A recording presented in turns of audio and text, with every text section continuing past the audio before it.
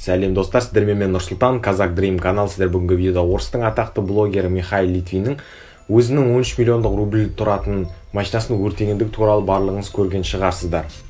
Михаил Литвиннің 13 миллиондық рубльді машинасын өртегеннен кейінгі жағдай, оны көптеген әлеуметтік желілерде және сонымен қатар барлық мемлекеттердің каналдарында осы Литвин туралы айтқан болатын. Тіпті Бразилия, Индонезия, Германияда осы Литвиннің Мерседесті өртегендігі туралы видеолар тарады және осы Литвинді обсуждать еткен болатын.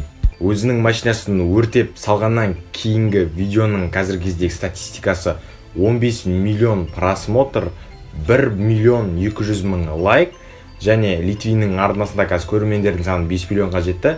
Яғни қазіргі кезде оған 370 мыңдай көрермен қосылған.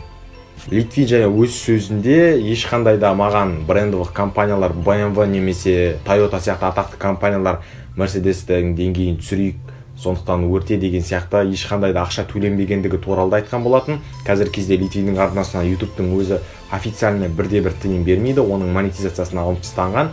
Және Литвин осы видеода бірде-бір реклама ешқандай да тыққан жоқ. Және ол өзінің осы видеосында бұл жағана өзінің сол бұрынғы жасап жүрген контенттерінің жалғасы ретінде түсірілген дігі туралы айтқан болатын. Сіздерге видеоны айт деген ойдамын. Литвиннің официальный каналына кіріп бэкстейжін көрсеңіздер болады. Қалай жүрді, қалай барлығы болды, соның барлығын көре аласыздар. Сіздермен болған мен Нұрсұлтан, Казак Дрим каналы. Сіздерге видеоны деген ойдамын. Видеоны лайк басып, комментарий жазып, арнамызға тіркеліп, мені қолдауды ұмытпаңыздар. Қош, сау болыңыздар.